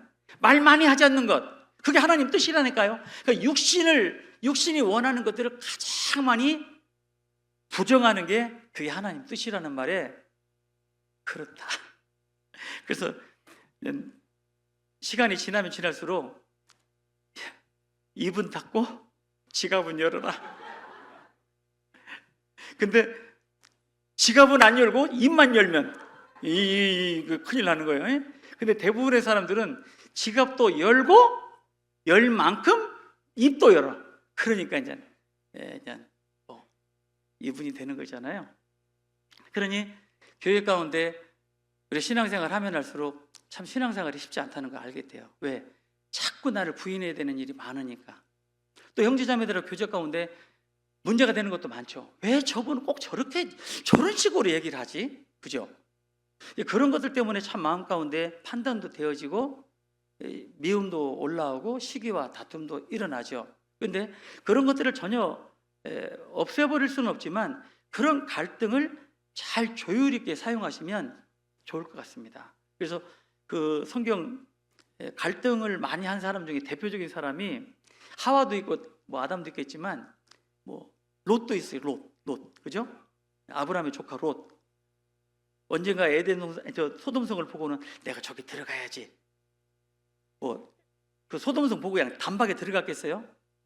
자기 종들하고 아브라함 외삼촌 종들하고 다투니까 마음속에 있던 것들이 나와가지고 네가 좌하면 우하고 네가 우하면 내가 좌할게 그랬더니 기다렸다는 듯이 그냥 소돔성으로 들어가는 거 보세요. 그게 뭐 단순간에 결정한 게 아니고 마음 가운데 계속 그쪽으로 마음을 두었던, 그것이 신약의 바울 사도와 함께 동역했던 데마도 그런 사람이죠. 다 나를 버리고 데마도 나를 버리고 데살로니가로 갔다. 데살로니가 그 도시를 보자마자 바울을 떠나지 않았을 거예요. 바울하고 복음 전하는 한편은 데살로니가로 자꾸 마음이 쏠렸겠죠. 저기를 갔으면 좋겠다. 안 돼. 바울하고 가다가 감옥까지 들어갔습니다. 감옥에서만 너무 고단하고 힘들 때 데살로니가로 갔으면 얼마나 좋았을까. 결국에는 들어가는 것 보세요. 실패한 대표적인 그리스도인들의 이름이지 않습니까? 그런 것처럼 내 안에 갈등이 있고 그 갈등을 어떻게 조율하느냐 중요한데, 성경에 보니까 이방인인데 최고로 갈등한 대표적인 사람이 나와요. 다리오 왕입니다. 다리오. 제가 이제 다리오 왕 얘기했더니 그 다리오 왕 시세 다스리고 있는 동안에 그 유명한 다니엘이 있어요. 다니엘. 기도와 경건의 사람. 그랬더니 다니엘하고 다리오 왕하고 뭐 형제 사이냐고 물어보는 분도 있어요. 다니엘, 다리오. 전혀 상관없는 사람들인데요. 이 다리오 왕이 굉장히 그 인재들을 소중히 여겼던 사람이었기 때문에 다니엘이 어떤 사람인 걸 잘 알았죠. 그래서 굉장한 권세도 주고 나라를 다스리게 했는데, 그 옆에 이제 간신들에 의해서 다리오 왕이 자기 신상에게 절하지 않는 사람을 한 달 동안에 절하지 않는 사람을 사자굴에 집어 던지는 그 조서에 거기에 다니엘이 걸릴 줄 모르고 어인을 찍어버렸어요. 그러고 나서 이제 마침내 다니엘서 6장에 보면 왕의 조서에 어인이 찍힌 것을 알았죠, 다니엘이. 그런데 전에 행하던 대로. 다니엘은 갈등이 없었겠어요? 왜? 내가 전에 행하던 대로 예루살렘을 향하여 열린 창으로 하루 3번씩 예배드리고 기도했다. 그럼 바로 그냥 사자굴로 들어가 버리는데 갈등이 없었겠냐고요. 분명히 있었을 거예요. 그러나 놀라운 것은 전에 행하던 대로예요. 왜? 좋은 습관은 운명을 바꿔버립니다. 그게 중요해요. 아침에 일어나서 기도하는 거 쉽지 않죠? 21일만 쭉 해보세요. 눈 뜨면 자동입니다. 엉덩이 딱 뒤쳐들고 기도합니다. 저녁에 주무시기 전에 21일만 훈련해보세요. 딱 습관이 들어집니다. 그러면 어떤 장소 어디에 가든지 간에 그냥 그 시간 되면 눈 뜨면 바로 기도하게 되어 있습니다. 아침에 눈 뜨자마자 성경을 난 반드시 본다. 21일만 하면 어떤 장소에서 차 신호 대기하면서도 읽게 되어 있습니다. 그게 좋은 습관입니다. 전에 행하던 대로. 그 전에 행하던 대로가 너무 크니까 사자굴에 들어간다는 걸 알고도 그렇게 하는 거예요. 대단하지 않아요? 결국에는 다니엘, 그렇게 아끼던 다니엘이 자기의 실수로 인해서 사자굴에 던지는 걸 알게 된 다리 왕이 어떻게 했는지 다니엘서 6장을 한번 찾아보세요. 다니엘서 6장. 참 이 말씀을 읽어보면요 몇 번 시원 통쾌합니다. 다니엘서 6장 18절입니다. 왕이 궁에 돌아가서는 밤이 맞도록 금식하고, 이게 대단한 겁니다. 이 당시에 바벨론 왕이요 금식한다는 건 이거는 뭐 있을 수도 없는 일이고, 그 앞에 기약을, 잔치를, 연주를 못하겠고 침수를 패했다, 잠을 안 잔 겁니다. 얼마나 괴로웠을까요? 그리고 나서 19절, 이튿날에 왕이 새벽에 일어나 급히 사자굴로 달려갔습니다. 그러면서 외치기를, 다니엘에 든 굴에 가까이 이르러서는 슬피 소리 질러 다니엘에게 물어가로되, 사시는 하나님의 종 다니엘아, 너희 항상 섬기는 네 하나님이 사자에게서 너를 구원하시게 능하셨느냐? 이렇게 말하지 않았습니다. 그죠? 어떻게 했을까요? 다니엘아, 다니엘아, 네? 야, 너희 하나님이 너를 살려주셨냐? 막 울먹거리고 하지 않았겠냐고. 슬피고 울었다 그랬으니까. 네? 누가 좀 리얼 사운드로 좀 했으면 좋겠거든. 네? 그 소리를 하고 있는 이 다리오 왕을 보세요. 하나님은 위대한 승리자십니다. 여러분 한번 생각해 보세요. 내게 때로는 이 길은 정말 피하고 싶고 이걸 안 겪었으면 좋겠는 거를 하나님 허락하실 때가 있어요. 도대체 하나님 왜 이렇게 하십니까? 난 너무 힘든데, 이거 감당할 능력도 안 되는데 왜 이런 것들을 허락하셨습니까? 이 하나님 허락하셔요. 생각해 보세요. 다니엘의 세 친구 금신상 절하지 않으면 풀무불에 집어 던져버립니다. 그죠? 평소보다도 7배나 더 뜨겁게, 오죽해서 불을 붙이던 병사가 타 죽을 정도로. 그러면 그 풀무불에 앞에 서 있는 사드락, 메삭, 아벳느고 세 친구가 갈등이 없었겠어요? 미국에 가면 그 펜실베니아라고 하는 그 주가 있어요. 경상도, 경북, 경상남도 하는 식으로 주가 있고, 랭카스터라고 하는 그 시리가 있습니다. 그 랭카스터에 가면 밀레니엄 피어러라고 해서 3면이 개방된 오픈된 뮤지컬이 있어요. 성경과 관련된 뮤지컬을 하는데 2시간 반 정도 합니다. 그 관객 수가 2,200명이 들어가요. 꽉 찹니다. 매번 할 때마다 꽉 찹니다. 저도 이제 거의 이제 가보거든요. 매년 테마가 바뀌어요. 뭐 삼손도 했다가, 뭐 요셉도 했다가, 룻도 했다가, 노아가 할 때도 제가 가봤는데 정말 힘들었어요. 2시간 반이. 왜냐? 노아는 별로 보여줄 게 없잖아요. 그러니까 대사가 많아요. 대사. 그러니까 옆에 있는 미국인들 다 졸더라고. 뭐 저는 뭐 잘 들리지도 않으니까 저도 졸고요. 그러다가 1막이 끝나고 그냥 2막이 시작할 때 환해졌다가 그냥 갑자기 싹 어두워져요. 그리고 불이 확 켜지는데 노아 방주 안을 이렇게 재현시켜 놨어요. 그 무대에는 동물들도 실제로 올라옵니다. 동물들도. 그러니까 굉장히 아주 입체적으로 막 천사가 막 하늘을 날리기도 하고요. 그런 영상 아마 있을 겁니다. 사일렌트 사운드인가요? 그 유튜브에 보면은 그 영상 나올 겁니다. 굉장히 유명한 그 뮤지컬인데요. 제가 그냥 다니엘을 작년인가 다니엘이 주제였습니다. 제가 이제 굉장히 궁금했어요. 사드락 메삭 아벳느고가 풀무불에 떨어지는 거, 그리고 다니엘의 사자굴에 들어가는 걸 어떻게 연출해낼까? 진짜 사자가 등장하는 걸까? 너무 기대가 찼는데 정말 재밌게 봤어요. 근데 이제 시작할 때 금신상 있잖아요. 바벨론의 그 다니엘이 본 금신상이 천장에서 싹 올라와서 간격수로 쫙 내려와요. 정말 멋있습니다. 거기 오시면 한번 미국 방문하시면 꼭 가셔 보셔야 될 뮤지컬인데요. 뭐 영어 못 알아들어도 상관없어요. 우리 내용을 다 아니까. 그런데 노아 때는 물심판 받고 방주 안에서 이거 대화하는 게 너무 많아가지고 정말 힘들었어요. 근데 이제 이번에 작년에 다니엘을 하는데 세 사람이 딱 섰는데 풀무불이 막 이글이글 타는데 거기 탁 던져지는데 정말 훌륭했습니다. 제가 감동을 받았거든요. 제가 이제 이 말씀을 생각하면서 그게 떠오르는 거예요. 풀무불에 선 세 친구 갈등이 없었겠어요? 그냥 우리가 눈 찔끔 감고 절하고 그냥 대충 우리 마음은 하나님께로 있으니까 뭐 절하고 우리 뭐 하나님 열심히 섬기면 되는 거 아니냐, 그런 갈등이 없었겠냐고요.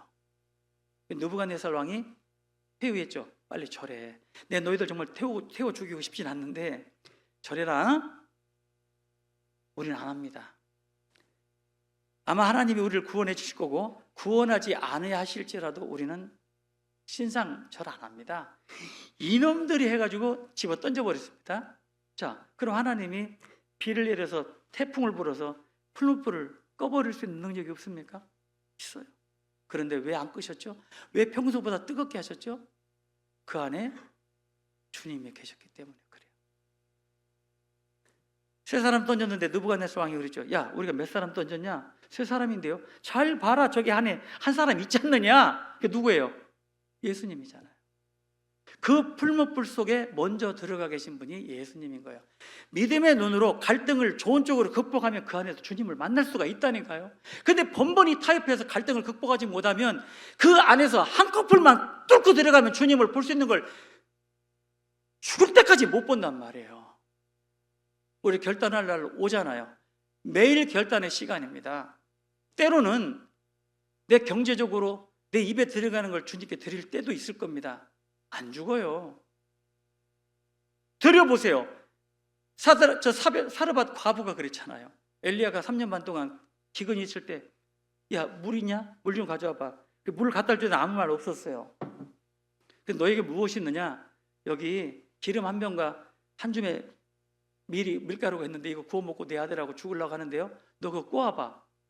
그때 사르밧 과부는 한마디 합니다. 이거 내 아들하고 먹고 죽으려고 했는데, 예, 그러겠습니다. 이왕 죽을 거 조금 일찍 죽으면 어떻습니까? 그죠? 우린 죽음에 대한 가치 기준을 좀 달리할 필요가 있습니다. 죽음이 절망이고 끝입니까? 아니요. 새로운 시작이거든. 그렇지 않습니까? 우리가 그 갈등이라는 거를 육신적인 너무 강력한 견고한 진이라고 할 수 있는데 그걸 깨버리고 들어가면 그 안에 먼저 계신 주님을 볼 수 있다니까요. 다니엘도 마찬가지잖아요. 사자들을 완전히 뭐 없애버릴 수도 있고 사자굴을 막아버릴 수도 있는데 왜 들어가게 하시냐고요. 왜? 그 안에서 하나님을 경험할 수 있기 때문입니다. 여러분, 신앙생활하는 가운데 어렵고 힘든 일 많죠. 내가 다시는 교회 나가지 말아야지, 내가 다시는 저 인간 보지 말아야지. 그래도 극복하고 나오고 참고 견딥니다. 잘하신 거예요. 그 갈등을, 항상 내 육신적인 갈등을 육신으로 선택해서 그냥 타협하고 말 거냐, 아니면 주님을 선택할 거냐, 이건 굉장히 큰 차이가 있다고 생각을 해요. 얼마든지 눈 한번 질끈 감으면 엄청난 금액이 생길 수도 있고 또 편하게 갈 수도 있지만 굳이 내가 왜 가시밭길을 가게 되는 것일까? 주님이 가셨기 때문에 그렇죠. 예레미야 6장 16절에도 보면은 너희는 눈을 들어 옛적 길 곧 선한 길이 어디인지 알아보고 그리로 행하라. 옛적 길 곧 선한 길은 우리가 생각하는 평탄한 길이 아니에요. 신앙생활 쉽게 가려고 생각하지 마세요. 쉽게 가려면 얼마든지 쉽게 갈 수 있어요. 제일로 제가 듣기 싫은 소리, 썬데이 크리스천. 저분은 그냥 교회당만 주일날만 가는 사람, 그 사람 내로 더 이상 딴 데서 보고 싶지 않은 사람, 교회당에서만 보고 싶은 사람. 왜? 바깥에 나가면 세상 사람은 더 악할 수도 있고 더 나쁠 수도 있는 거예요. 나 저 사람 보고 싶지 않다. 교회에서만 보고 싶은 사람. 왜냐하면 우리가 살고 있는 시간은 교회보다는 세상이 더 많으니까. 그 세상 속에 살면서 그리스도인으로 살아가는 이중살림이 얼마나 힘듭니까? 그렇지 않습니까? 여러분, 이중생활 굉장히 힘들어요. 예? 어떤 이중살림이에요? 이 집 살림이 돼야 되고 또 다른 집 생각을 한다면 얼마나 힘들겠어요. 우리는 그런 이중살림을 하는 사람들이에요. 우리의 소망은 하늘에 있습니다. 오늘도 부르시면 다 가야 돼요. 다 갈 때 뭘 가지고 갈 수 있습니까? 히브리서 11장 6절에 하나님께 나아가는 자는 반드시 그가 계신 것과 또 자기를 찾는 자들에게 상 주시는 이심을 믿어야 할지니라. 딱 두 가지밖에 없어요. 믿음 하나 가지고 갈 건데 그 믿음이라는 걸 가지고 가는데 얼마만큼 투자하고 사시냐 그 말이에요. 전도 집회 듣고 예수님 십자가 영상 보면 그래, 주님 뜻대로 살아야지 하다가도 그것이 하루, 일주일, 한 달을 가면 얼마나 좋겠어요. 복음 말씀 듣고 교당 나가면서 반이 없어지고 집에 가서 반 없어지고 그 다음날 월요일 날 완전히 없어져서 그냥 이래대로 살아요. 내 모습 이대로. 주 받으시옵소서. 안 됩니다. 그 모습 가지고는 주님 앞에 드릴 수가 없는 거예요. 그래서 나를 부인하는 만큼 주님을 소유할 수 있다. 이 다리왕은 철저한 후회와 회개를 한 사람이에요. 그리고는 아주 보기 좋은 말을 하죠. 26절 다니엘서 6장 26절 내가 이제 조서를 내리노라. 내 나라 관할 아래에 있는 사람들은 다 다니엘의 하나님 앞에서 떨며 두려워할지니, 같이 읽어볼까요? 그는 사시는 하나님이시오 영원히 변치 않으실 자시며 그 나라는 망하지 아니할 것이요 그 권세는 무궁할 것이며. 이분이 누굽니까? 내 아버지요, 내 아버지. 이분이. 그럼 됐죠 뭐. 이분이 내 아버지인데 뭐가 부럽겠어요. 제가 이제 미국에 가면요 여러 지역을 다니면서 정말 잘 산다고 하는 사람들, 빌 게이츠 아시죠? 시애틀에 엄청난 다운타운에 있는 건물이 전부 다 빌 게이츠 거예요. 그가 사는 집도 그렇고. 제가 이제 조지아에 있을 때 마이클 잭슨이 살았던 별장도 봤습니다. 정말 여러분 미국에 돈 많은 사람들이 여러분 상상 그 이상의 사람들입니다. 근데 진짜입니다. 가끔 우리 이환 목사님 수요 말씀 때 말씀하시죠. 하나도 안 부럽다고. 진짜 안 부러워. 진짜 안 부럽어요. 왜? 어차피 나는 못 사니까. 그게 쉽게 포기가 되어져요. 포기가 되어지는데 집에 오다 보면 좋은 차가 싹 지나가면 야, 엔진 소리도 안 나네. 예? 평소 가기 어려운 식당에서 막 사람들 쫙 들어가면 야, 저기 굉장히 비싸다던데. 그런 마음들이 훅훅 흔들릴 때가 있죠. 그래도 제 마음속에 위로가 되는 거는 저렇게 돈 많은 사람들도 층김치를 넣어서 라면을 끓여 먹는 맛은 모를 거다. 어때요? 오늘 저녁 그거 먹어야 되겠죠? 층김치 넣고 라면 끓여서 아이들하고 둘러앉아서 막 서로 먹으면서 웃고. 행복은 여러분 언제 있는 게 아니에요. 지금이 행복한 거예요. 형제자매들 만나고 또 돈도 안 내고도 오늘 점심 드시잖아요. 얼마나 감사해요. 아니 좋은 일이 너무 많은 거예요. 구역 모임, 각종 모임만 잘 참석해도 굶어 죽을 일 없습니다. 그래 안 그래요? 아이 정말 그렇다니까요. 그래서 항상 믿음의 선진들이 교제 하는 거예요. 교제. 아유 교제, 이 교회는 교제가 너무 많아. 먹고 살라고. 얼마나 좋아요. 이 집에서는 이것이 또 뭐 잘하는 음식이다 해서 막 집집마다 잘하는 음식이 다 다르잖아요. 한 달 여러분 먹는 거 한번 적어 넣어 보세요. 웬만한 기업의 재벌들도 못 먹을 것들일 겁니다.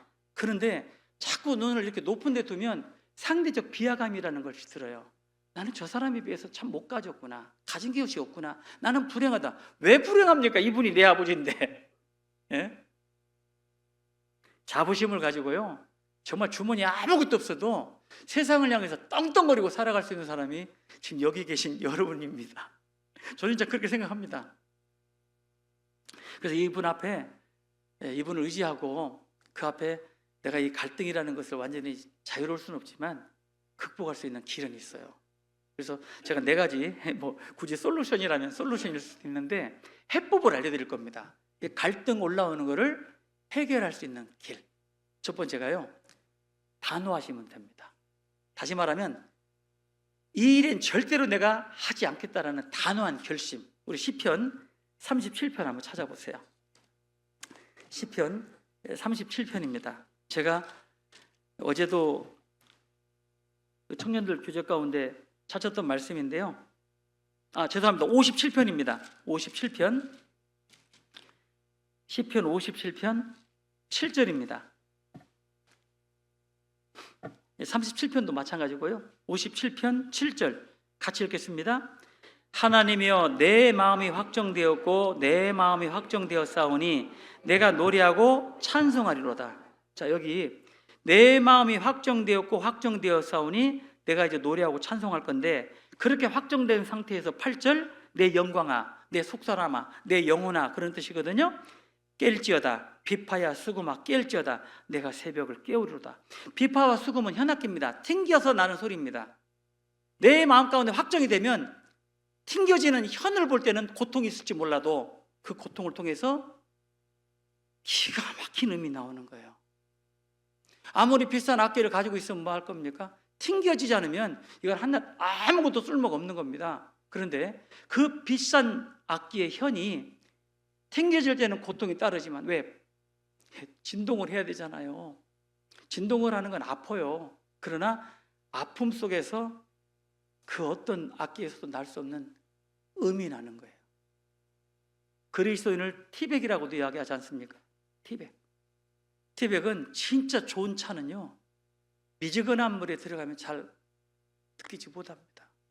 뜨거운 물에 그 티백에 들어갈 때 뜨겁지 얼마나 뜨겁겠습니까? 그러나 사람에게는 그거 무엇과도 비교할 수 없는 기가 막힌 그 맛과 향을 내죠.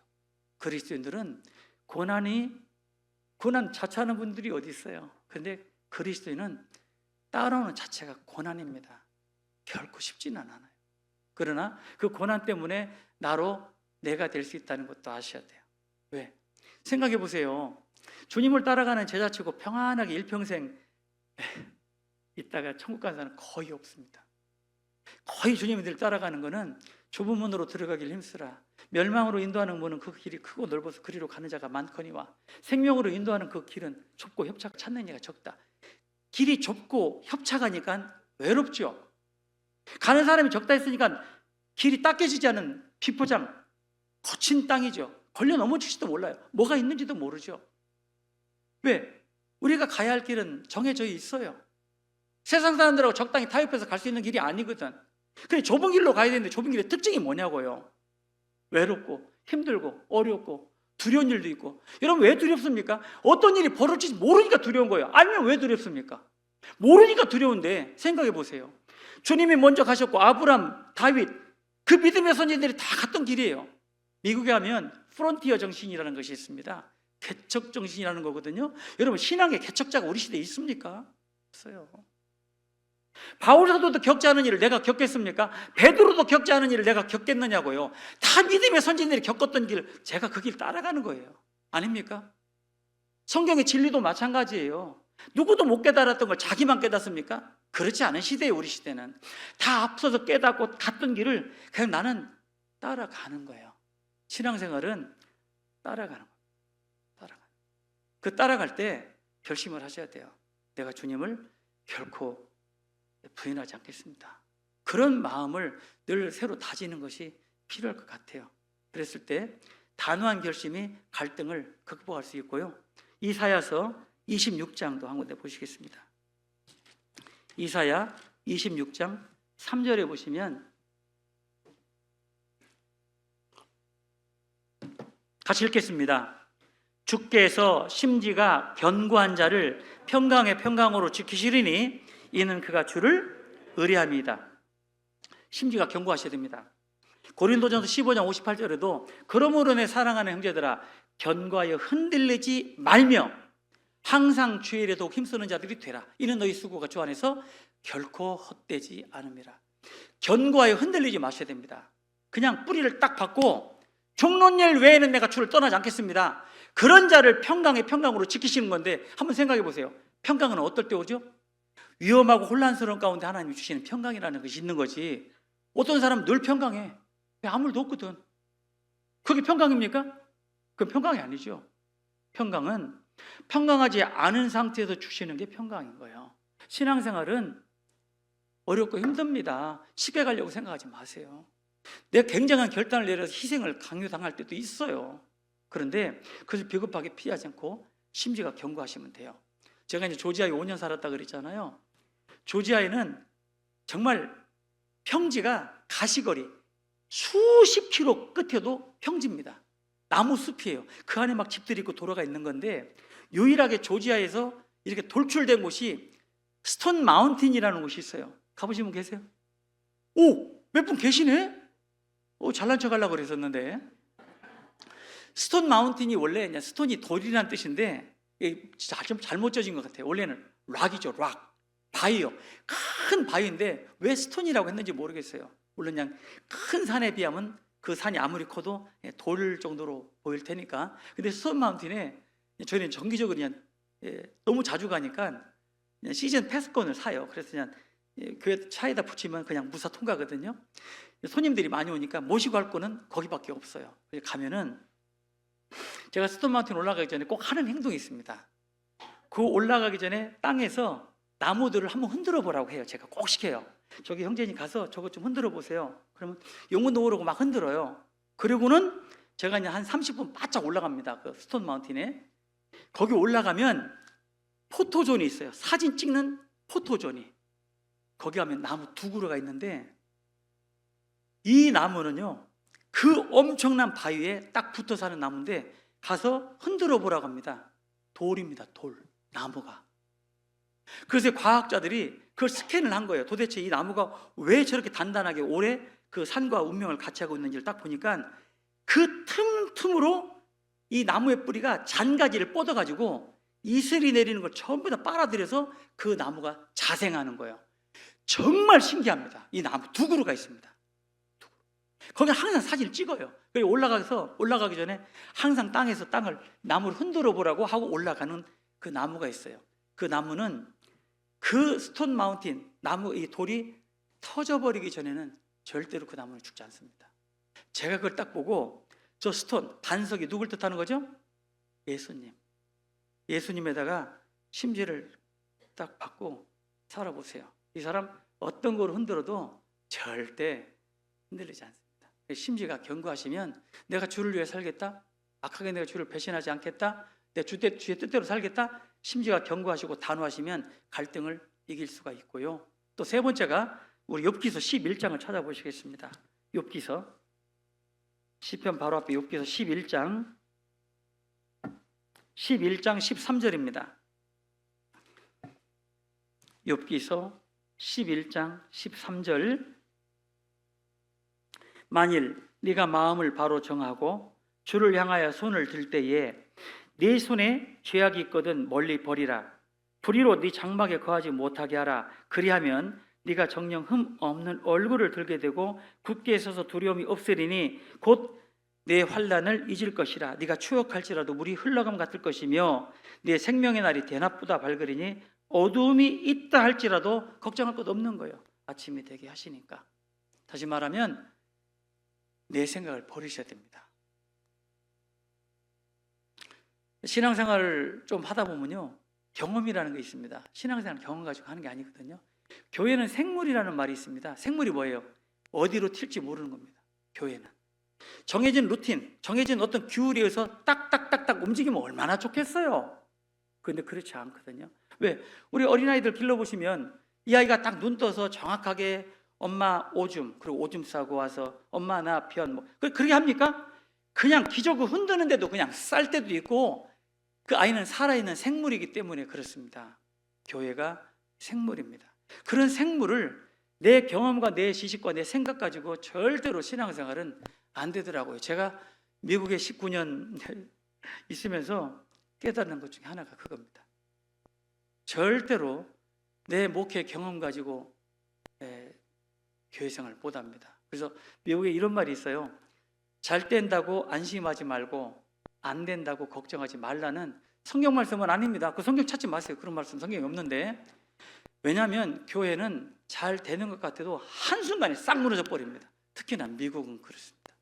또 안 된다고 너무 걱정할 필요 없어요. 왜? 하나님 확 불어주시면 희한하게도 부흥이 됩니다. 그걸 경험했던 곳이 바로 뉴저지 제가 있는 곳인데요. 참 전도하기 어려웠던 교회입니다. 그런데 하나님 도와주시니까요, 많이 좀 됐습니다. 그래서 여러분 생각에 신앙생활 할 때 갈등이 있는데 그 갈등을 가지고 갈등을 하실 때 내 경험이나 내 생각 가지고 판단하지 마시고요. 모르면 물어보면 되니까 전도인도 계시고 여기 집사님들도 계시고 신앙의 선배들이 있으니까 물어보셔서 내 생각을 필터링을 좀 받아보시라는 겁니다. 물어보시라는 거예요. 내 스스로 판단하고 이것이 맞겠다 100% 틀릴 수도 있고요. 이것이 안 된다 100% 맞을 수도 있어요. 그래서 갈등을 극복하는 세 번째 해법은 내 생각을 버리셔야 되고요. 마지막으로 제가 이거는 91년도에 구원받고 저의 신앙의 멘토가 있습니다. 두 분이. 그분이 지금 다 전도인 됐다. 한 분은 리타이어 하셨고 퇴임을 하셨고 한 분은 지금도 해외에서 열심히 저와 이제 복음을 전하고 있는 목사님이 계신데요. 이 두 분이 제가 91년도 구원받고 제가 26살 때 구원을 받았는데 교회당 들어갔을 때 이 두 분이 제 옆에 붙어가지고 제 귀에서 정말 피가 나오게 했던 두 가지 이야기가 있어요. 두 가지. 근데 그걸 말씀드리려고 합니다. 우리 외우기 쉽게 역대하 20장 20절 외우기 쉽죠? 뭐라고요? 예, 잘하셨어요. 역대하 20장 20절 말씀 이거 반드시 외우셔야 됩니다.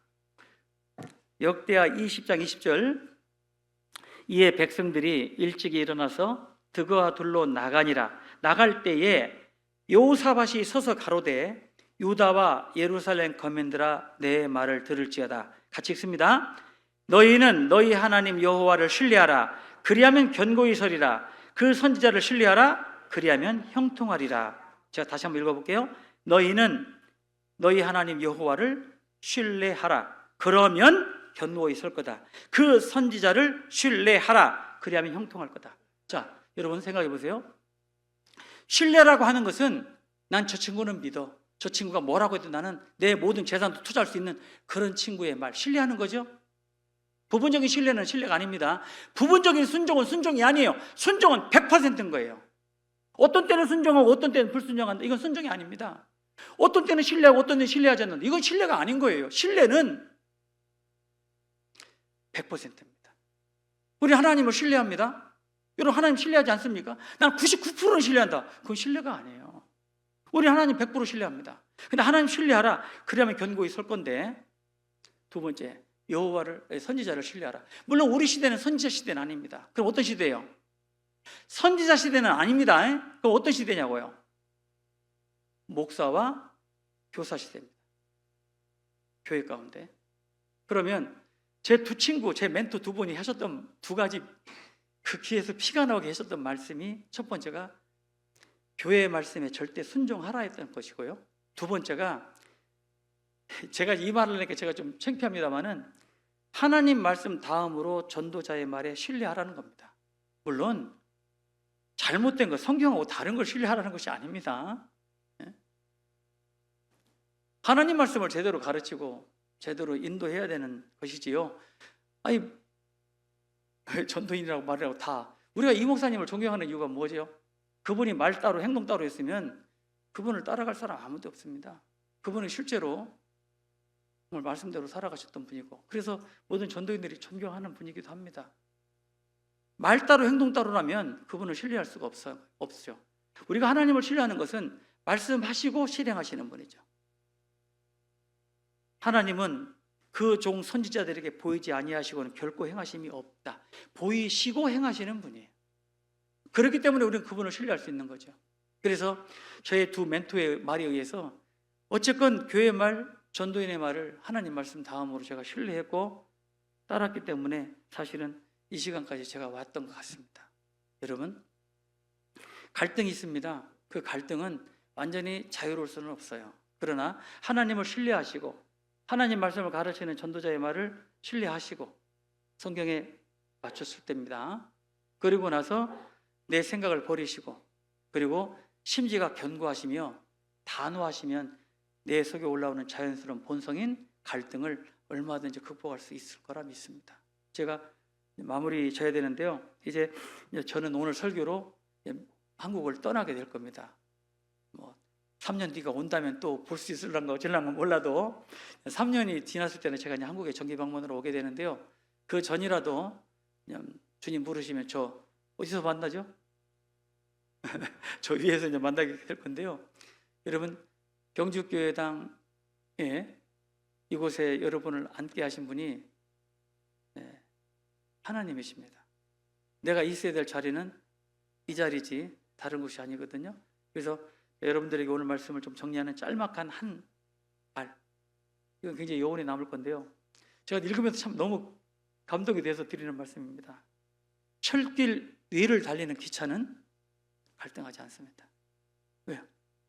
그 길을 가면 탈선인 거예요. 탈선이면 다 죽습니다. 기차는, 제가 어저께도 이제 우리 경주교회에서 참 배려를 해주셔가지고, 야, SRT? 저는 그게 뭔 뜻인지도 모르겠는데 어쨌건 그걸 탔는데 그냥 기차가 얼마나 스무스하게 가는지 정말 좋더라고요. 그런데 좀 지나니까 막 그 문이 자동문인데 막 덜그럭거려가지고 힘들었습니다. 어쨌건 그런데 기차는 철길 위를 달리는데 전혀 주저하지 않아요. 왜? 갈등할 필요가 없는 거예요. 왜? 거듭난 이후에 내가 주님 앞에 달려갈 그 길은 하나님 이미 정해 놓으셨습니다. 그래서 가는 가운데 내가 겪기 싫은 일들, 듣기 싫은 일들, 보기 싫은 일들 겪을 수밖에 없어요. 왜? 불 속을 지나갈 때도 있고요. 눈을 맞을 때도 있고, 어제 비도 왔습니다. 비 맞을 때도 있고요. 이렇게 화창한 날을 볼 때도 있습니다. 전도서 7장 14절에 하나님은 형통과 곤고를 같이 병행하신다고 되어 있습니다. 형통할 때도 있고요. 곤고할 때도 있어요.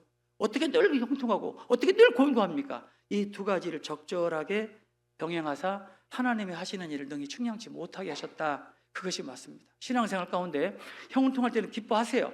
그러나 그 형통은 언제든지 곤고로 바뀔 수도 있어요. 곤고해졌다고 슬퍼할 필요가 없는 거예요. 곤고할 때 또 형통해질 수도 있는 거니까. 이 두 가지를 하나님은 적절하게 병행하신다는 것을 절대 명심하시고요. 교회를 내 집처럼 주님의 품으로 생각하셔서 결코 우리 가운데 한 사람도 떨어지거나 실족하는 사람이 없어야 되겠습니다. 같이 기도드리겠습니다. 고마우신 주님 감사합니다. 우리같이 연약하고 미련하고 어리석은 인생들을 통해서 하나님이 피 흘려 사신 몸된 교회 가운데 지체로 삼아주시고 하나님께서 이 땅 가운데 이루고자 하시는 위대한 사역을 저에게 맡겨주셨습니다. 그 일을 감당하기에 조금 더 부족함 없이 우리를 들어 사용해 주시고 우리에게 필요한 모든 은혜를 부어주시기를 원합니다. 특별히 우리 경주교회 형제자매님들, 그 형편 다 아시는 하나님께서 주님 섬기고 복음을 위해 살아가며 교회를 섬길 수 있는 귀한 마음들을 허락하셔서 이 교회당이 차고 넘쳐 더 크게 부흥하고 하나님을 기쁘시게 하는 교회가 되기를 간절히 소망합니다. 우리 가운데 여러 가지 모양으로 있는 지체들 일일이 위로해 주시고 격려해 주시고 용기를 북돋아 주시기를 원합니다. 이후에 계획된 모든 일에도 주님 함께해 주시기 원하면서 우리를 사랑하시는 예수님 이름으로 기도 올렸습니다. 아멘. 같이 찬송하시겠습니다. 찬송가 363장입니다.